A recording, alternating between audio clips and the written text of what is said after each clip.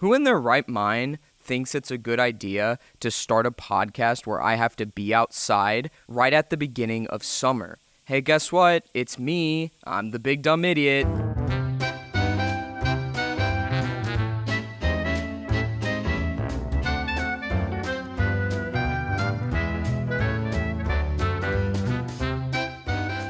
Hello, and welcome everyone to Take a Break, break spelled B-R-A-K-E. It's a bike pun, did you get it?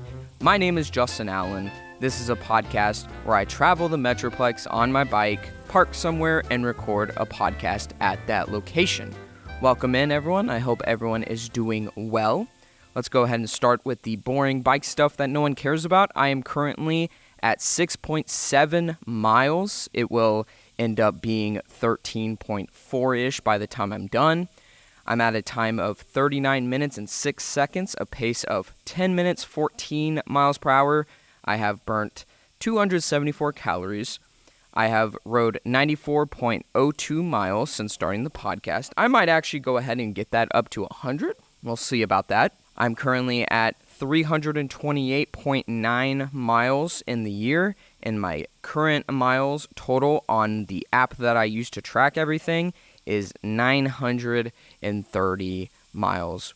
I'm not going to go into too much detail today about where I'm at because it's not that interesting. I basically traveled on the Trinity River. I got back on that because it is all reliable. I came here to this park that has an awning and I'm able to take shelter from the heat. It is Sunday, June 30th, 2024. It is 10:14 in the morning. I purposely woke up earlier to do this bike ride because I knew it was going to get very hot. And in fact, I did not wake up early enough. So if you're going to wake up early here in DFW in the summer, make sure you do it much, much sooner because I thought I was being smart by beating the heat and the heat beat me. I haven't quite decided on the episode of the title. Are you serious, Justin? Title of the episode. I haven't decided on the title of the episode yet. One is between Dude, Where Is My RSS Feed, which is in reference to a movie I believe is called Dude, Where Is My Car, starring Ashton Kutcher. The other option is How to Start a Podcast. Now, obviously, you, the audience, you're going to be able to tell because you can see the episode of the title. I said it again. The audience, obviously, is going to already be able to tell what I decided on the title of the episode being, but I have not decided yet. So, RSS feeds. We're going to start there. You might be asking yourself, what is an RSS feed? An RSS feed is a line of URL. Now, URL stands for, I'm not quite sure, so just go ahead and Google that. But this line of URL is going to contain all of the information about your podcast. It's literally how you are going to upload your podcast to all of the different platforms. What I was not aware of is if you put this RSS feed into the URL at the top where you type in a website and you hit enter, it actually will pull up an entire multi-line thing of code that literally you can read all of your information about the podcast. It has the name of it, the metadata, which is basically the description. You then have all of the different episodes that you've uploaded. So it's a very, very important line of code. So podcasts start with RSS feeds, and in order to generate an RSS feed, you need to use a distribution website. Now, there's many different options, some better than others, some paid, some are not. Some options I can think off the top of my head are Libsyn with a Y. You have Megaphone by Spotify. You have Podbean, Buzzsprout. Those are just a couple, 4 different options that come off the top of my head, but there's a lot. And each one has their different quirks, different reasons why you'd want to go with it. Some are way more expensive. I know Megaphone from Spotify is $99. That's only if your podcast is generating enough revenue, which, by the way, this podcast, not doing anything yet. So the distribution site that I ended up choosing is called Podcasters for Spotify. It's a free site. It's cool, A, because it's free, but I can do everything I need to with my podcast. I can write out episode descriptions. I can upload episodes. I technically can edit as of right now, but apparently they're getting rid of that. I don't need that anyways. I edit in a different program. Also, you can manage like ads and monetization and whatnot, and it gets the job done. Podcasters for Spotify used to be another free program called Anchor.fm. They since rebranded and changed a bunch of things. I've had some previous work with podcasts, so back in the day I used Anchor.fm. So once you get your podcast started on this distribution website, whichever one you decide to use, it's going to generate what's called an RSS feed. Once again, that is the line of URL that holds all the information about your podcast. When you get this RSS feed generated, you then have to upload your podcast to all of the different distribution sites. Now, thankfully, Podcasters for Spotify has instructions. So the easiest one to do is Spotify, because if I remember correctly, that one was automatically uploaded when you do use Podcasters for Spotify. Also, Spotify generates my most viewership, and I think it's just personally the best one. I mean, you can do custom thumbnails. I don't know if anyone listened during my first 3 episodes. I used to post like custom thumbnails on Spotify. I stopped doing that because none of the other sites do custom thumbnails. And so I was just like, man, what's the point? I don't know. I just felt like it looks nicer being uniform. Also, Spotify has this annoying glitch. I don't know if people who listen to podcasts might have noticed it. I don't know if it happens to anyone else, but it's like the episode specific thumbnails get mixed up and aren't in their right spots. That's definitely an issue. So Spotify's cool. Then you have to upload to Apple Podcasts. Fortunately, once again, Apple Podcasts wasn't that big of an issue getting it on there.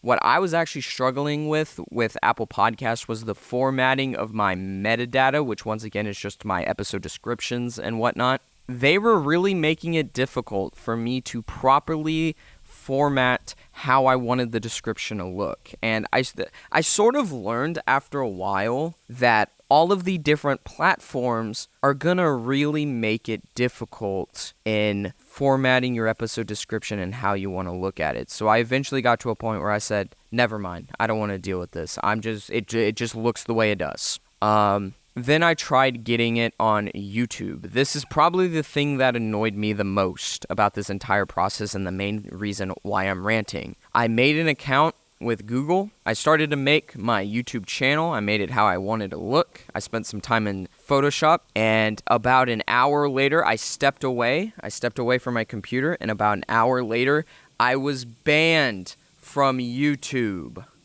I got banned, and they told me that my account was suspicious. That really annoyed me. After a while, it said, if you believe this was an error, you can recover your account. I tried doing that. They had me enter in my phone number. They then told me, you've used your phone number too many times. I said, well, that's really irritating, because I only have one number.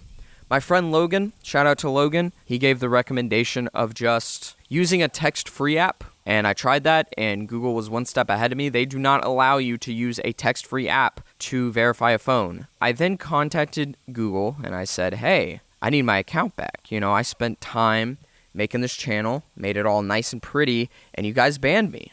I don't know if people experience this with customer service. Look, customer service, they go through so much crap. They go through a lot. They don't deserve hate. But I feel like sometimes they kind of act like the issue wasn't there to begin with. I kind of called Google out. I said, hey, my account got banned, and this wasn't cool. I don't know if I specified this. The reason my account got banned in the first place was because I've used my phone number too many times, blah, blah, blah, blah, blah. But anyways, I contacted the Google person, and they told me, they said, oh, your account looks fine. It's right here. And then suddenly I could log into my account. And this isn't the first time something like that has happened, where a customer service tech person fixes my problem and then acts like there wasn't a problem in the first place. Just tell me you fixed the problem. Why do we have to sugarcoat?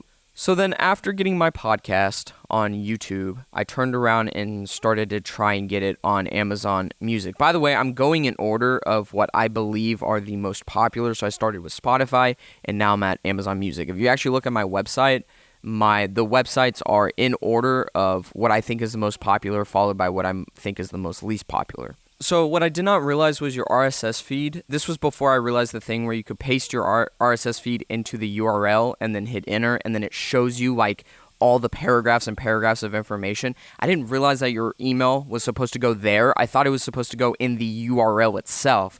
So I got very confused. I was having an issue where my email was not getting added to my RSS feed, and that is honestly what hindered this entire process for a good bit. And eventually I got it figured out. I had to contact someone. Shout out to Spotify. They were awesome in getting it figured out. I was okay with the others. And then I got to Overcast. Overcast is a site where if the podcast is on Apple Podcasts already, it's supposed to already be on Overcast. For some reason, my podcast was not there. And for some reason, it was a difficult process getting it on there when the podcast is apparently already supposed to be there if it's on Apple Podcasts. But whatever, I eventually got it, we're all good now. And like I said, through this entire freaking process, I'm finally done, and I'm finally able to just focus on making the show, which has been an incredible feeling. However, once again, I'm a big dummy who chose to start a podcast at a very hot time of the year in a very hot place. One last thing before I go, an update to episode 4 titled Farming for Miles. I want to give a shout out to Tyler for helping me build the indoor bike while he was in town. It completely slipped my mind, man, to shout out you, but I was totally intending it to do. Literally, I had it written down in my notes for episode 4, so apologies for that. Thank you guys so much for listening to Take a Break, break spelled B-R-A-K-E. It's a bike pun. Did you get it? If you enjoyed, follow the podcast on your favorite podcast platform. You can also go to links.co/take a break with no spaces. That link will also be provided in the episode description. You can support the show by sharing and rating the show 5 stars and leaving a review. You can also follow me on Instagram at takeabreakpod to see any pictures of the show. But man, please leave a comment. You can currently leave comments on YouTube and Instagram. And if you listen on Spotify, I leave little Q&As and polls that you can leave responses on, and I can pin my favorite ones to the episode. And with all that being said, I will see you guys next week for another episode of Take a Break.